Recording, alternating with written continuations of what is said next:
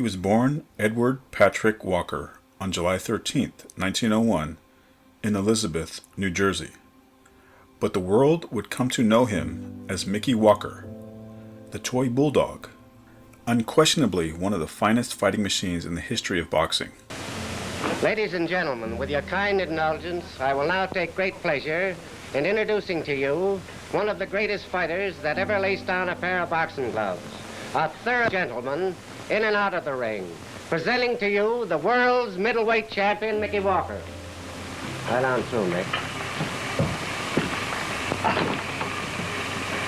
Hiya, Doc. How are you, Mickey? How are you feeling? Training hard? Yes, feel fine. There's no doubt but what the world today is interested in the manly art of self-defense. Why, even the public schools and colleges throughout the country today are teaching boxing. And for that reason, at enormous expense, we have brought the Fox Movie Tone here to Soper's Ranch to show the public how the champion really trains for a championship match. Where's his sparring partners? A couple of them right here. Introducing Roy Moore, one of the champion's sparring partners, and Tom Moore. Now, boys, you know that Mr. Walker is preparing himself for one of his fights of his career against Ace Hudkins on October the 29th. And I want you boys, every afternoon, and especially this afternoon before this vast crowd out here, to give the champion a good workout. All right, say you will. I'll do it. Yes, sir. We'll do So, that. We'll do our best. All right, well, shake hands and all get in there and do your best now. Fine. How's that? So often, Sugar Ray Robinson has been described as one of the greatest fighters pound for pound. Without any hesitation, that phrase can be just as well applied to Walker. Mickey stood just 5'7", but faced the best in the world, from lightweight to heavyweight. His opponents read like a who's who of boxing. Mickey turned pro as a teenager in 1919. He had a dozen bouts that first year, 5 no decisions, 6 knockouts, and was stopped in 1 round by KO Phil Delmont. From that knockout loss in 1919 until March of 1922, he went undefeated in his next 30 bouts. He met his first big-name opponent in 1921 when he fought 2 12-round no decisions with Jack Britton and then later with Dave Shade. He TKO'd Shade in 8 rounds. In March of 1922, he lost on a foul to Jack Palmer, and the summer of that year was rough going for Mickey, dropping a decision to Lou Bogash and Jock Malone, and losing on a foul to Wildcat Nelson. However, better things were ahead in 1922. On November 1st in New York, he took a 15-round decision from Jack Britton, and with it, the welterweight championship of the world. 4.5 months later, he met Pete Latzo in a 12-round no-decision bout, and on June 2nd, 1924, he defended his laurels via the decision route against the great Lou Tendler. Next January, he boxed a no-decision contest with light heavyweight Mike McTeague, and then challenged middleweight champ Harry Greb for the title, losing over the 15-round route on July 2nd, 1925. Mickey was fond of telling the story of how he and Greb went out nightclubbing after their bout, and how, after one thing led to another, he and Greb decided to have a second go at things on the sidewalk.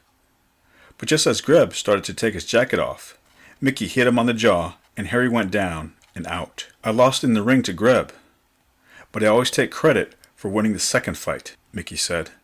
But just how much of this story is true and how much is legend, Mickey never let on.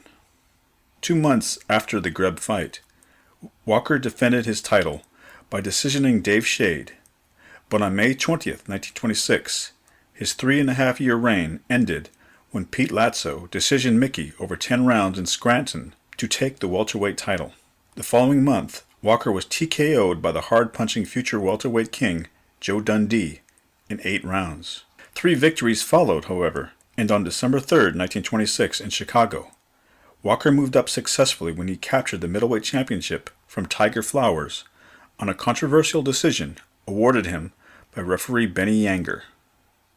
6 months later, he knocked out Tommy Milligan in London in a defense, and in November, he stopped an over-the-hill ex-light heavyweight champion Mike McTeague in 1 round. And later that same month, he decisioned fading former light heavyweight king Paul Berlenbach. He won all 5 of his 1927 fights, and all 6 in 1928, including a title defense over Ace Hudkins.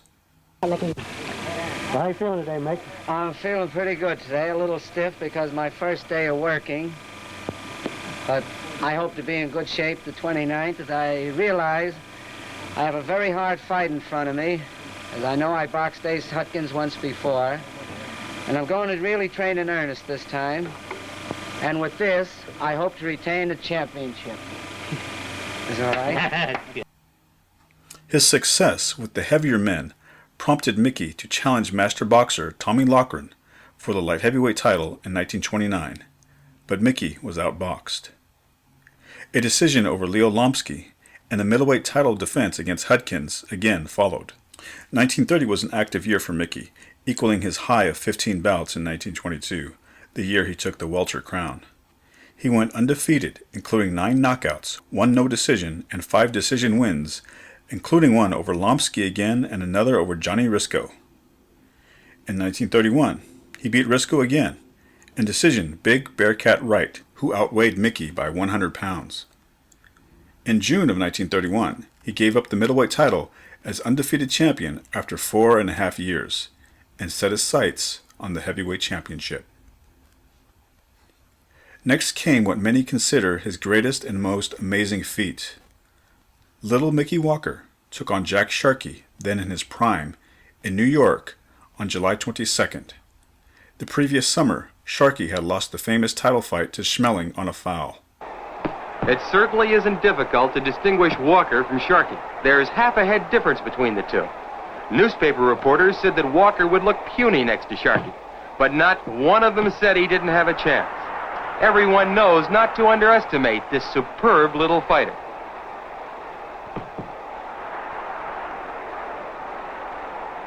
As Mickey charges in, Sharkey will land a hard right. That was the best punch of the round.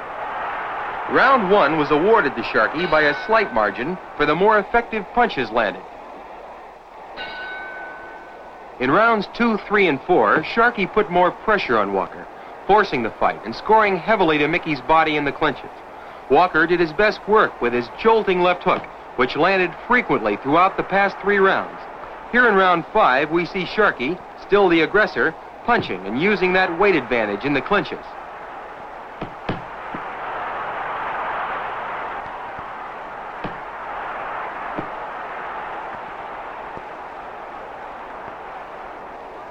Watch this flood of punches by Sharkey on the inside.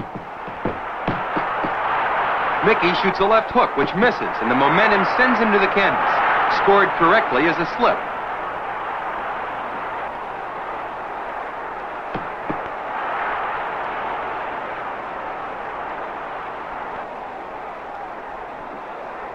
Mickey was born in Elizabeth, New Jersey on July 13th, 1901. He's 30 years old and has had 112 professional fights. He turned professional at the age of 18, and fighting as a welterweight, it took very little time for the professional boxing experts to acknowledge that this was a fighter who was going to go all the way. As Sharkey comes in, Mickey will miss a right, but lands a tremendous left hook. Sharkey grabs hold of Walker. It's no secret now, the little man's punching power is the equalizer.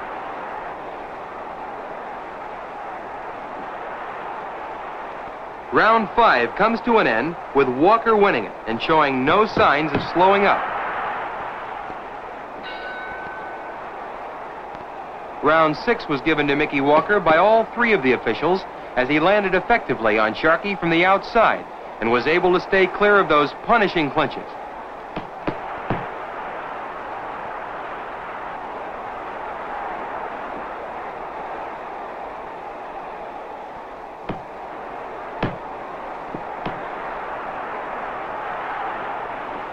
It was very early in Walker's career that the sporting press nicknamed him the Toy Bulldog, the result of his dogged determination, which accompanied his devastating attack. Mickey won the welterweight championship of the world 9 years ago, when he took that title from Jack Britton, winning a 15-round decision.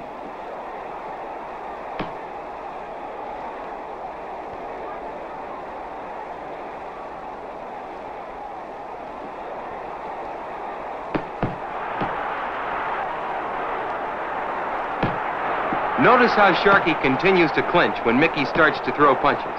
Sharkey is so much bigger than Walker that this tactic, to use his weight and strength advantage on the inside, is by far his smartest strategy. Jack hopes it will pay off in the later rounds. Sharkey, using that jab, cleverly trying to keep Walker off balance.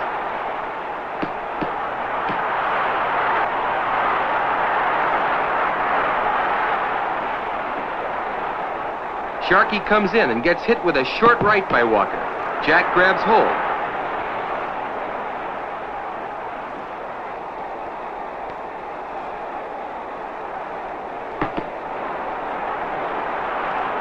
Mickey won the middleweight championship of the world in December of 1926 when he took a 10-round decision from Tiger Flowers in Chicago. In June of 1931, just 4 weeks prior to this fight, Mickey relinquished the middleweight championship, stating at a press conference that he was moving in on the heavyweight division.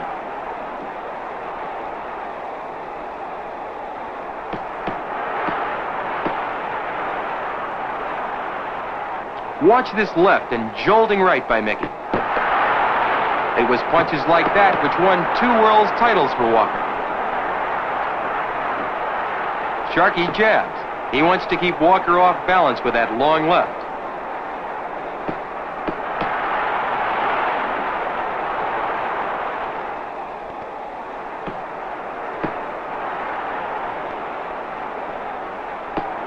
No one thought Walker could exchange punches with Sharkey prior to the fight, but so far, there's been little difference between the two.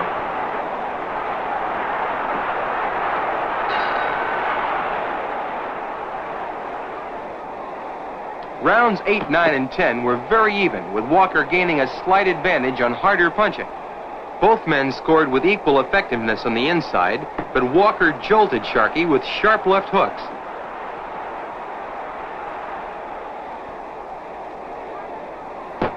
The 29-year-old Sharkey was born in 1902 in Binghamton, New York.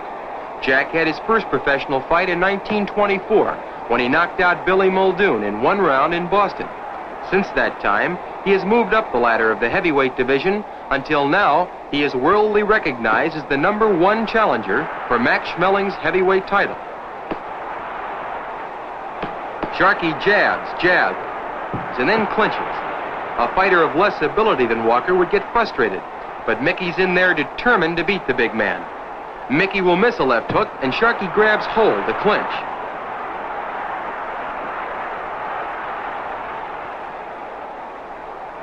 Walker throws a left, but Sharkey smothers it and forces Mickey backwards.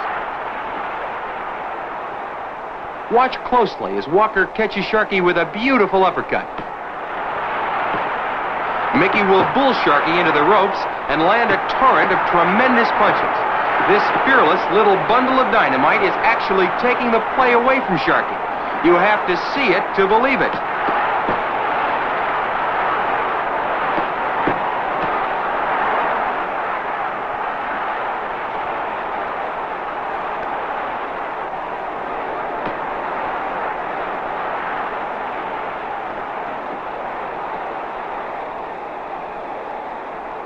When Sharkey had only 3 years of professional experience, he took on the former light heavyweight champion of the world, Mike McTeague, and scored a startling 12-round knockout. His next victim was the fine heavyweight Jim Maloney, who fell in 5 rounds before Jack's fists. He knocked out Jack Delaney in 1, and then startled the boxing world with a 3-round knockout over Tommy Loughran.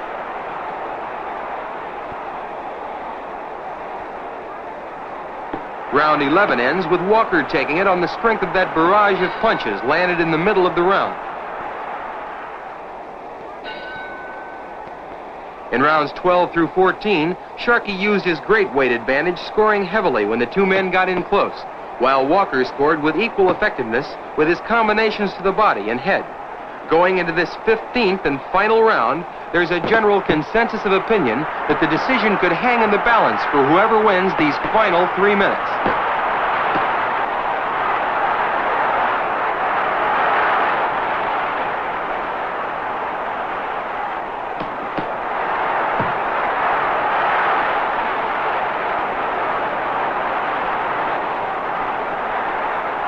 Sharkey presses forward to grab.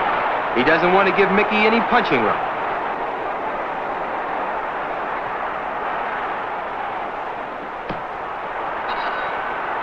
As the final bell rings, the two men affectionately congratulate each other on a tremendous performance.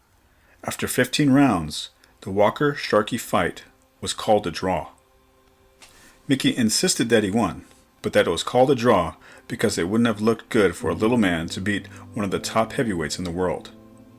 But in any event, Walker did hold Sharkey to a draw, and 11 months later, Sharkey became heavyweight king by taking the crown from Max Schmeling.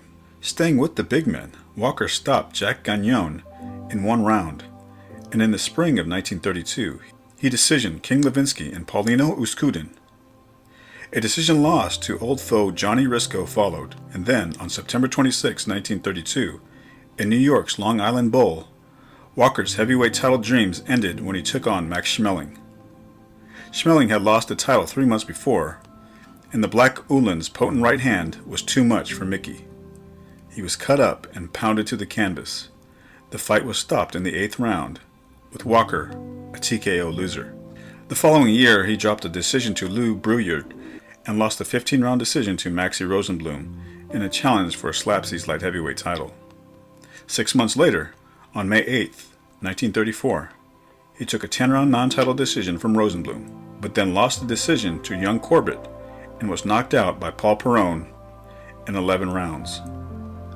1937 saw Mickey win 6 of his first 7 contests, but when he was stopped in 7 rounds by Eric Seelig, he retired from the ring. His record shows 148 fights, of which he won 93, 58 by knockout, and fought 32 no-decision bouts. He lost only 18 of his 148 contests, 11 by decision, 2 by foul, and 5 by knockout. Now, right home for you. Brush your teeth and kiss the cat goodnight.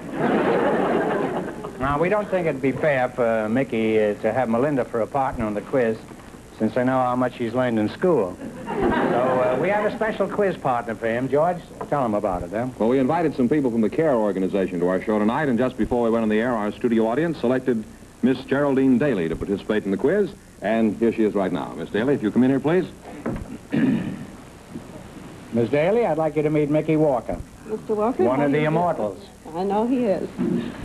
Did you ever fight him? Not yet. Well, could you tell us briefly what CARE is? CARE, Groucho, is a non-profit organization that sends food to the hungry all over the world. I know all about it, but I wanted these people to know. Any money I win tonight will go to feed the Korean war orphans. For instance, CARE can send 28 pounds of food for just $1. And if I win $10,000, I could feed all the war orphans in the city of Seoul. If you win $10,000, I'm going with you to Korea. All right, let's hope you win a lot of money. Now, let's play You Bet Your Life. Remember your partners and one answer between you on everything. In the race for the $1,500, the second couple is leading with $245. You select a dictionary quiz, and remember, the more the question is worth, the harder it is. Are you ready? We're ready. What are you going to start with? $100. 10, 58. All right, Jerry, let's shoot the works. We'll start with $100. Mickey was always a gambler. All right, what does acrophobia mean? Acrophobia is, it's a disease of, I don't know what. I guess. That's a tough one. It's fear of high places. Oh, Well, you lost half your $100, but you still have $50. All right, now don't get discouraged. We've got a long ways to go. Try 90. This is only round 1, Mickey. All right. This is Go a ahead, finished fight. Jerry, what is it? How much, 90? 90. What is another word for the horn of plenty? Cornucopia. Cornucopia is right. You should have been a Jack Kearns. You see, I got a good part. Yes, you sure have. You now have $140. You get a lot of help in that corner. What are you going to go for? Whatever you say. We'll try for the 8. All right, what is the word meaning an apparatus by which eggs are hatched artificially?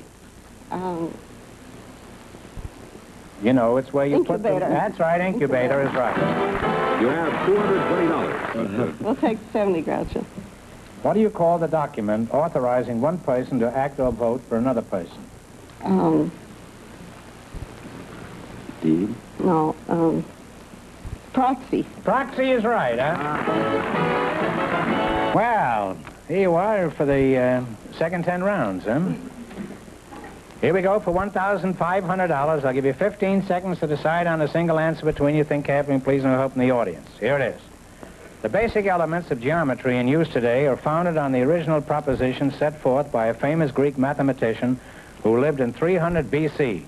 For $1,500, who was this Greek mathematician?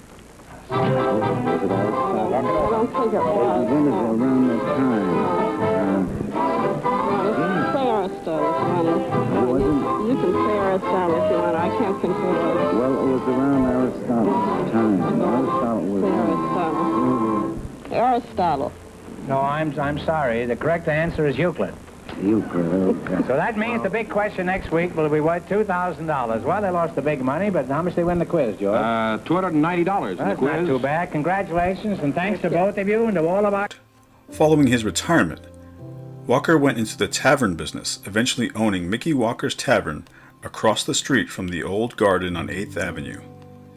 He also worked as a goodwill ambassador for the National Distillers Liquor Company and achieved worldwide prominence as an artist. His paintings brought top prices. Eventually, his tavern would go the way of the old garden into oblivion, and Walker would live a quiet and modest retirement in Elizabeth, New Jersey. Most of his money was gone, and he separated from his last wife. He appeared every now and then at the big fights, but preferred to spend his time watching the horses run at the tracks near New York. Life took a turn for Walker in 1974. He would be found lying on a street in Freehold, New Jersey, and taken to a hospital.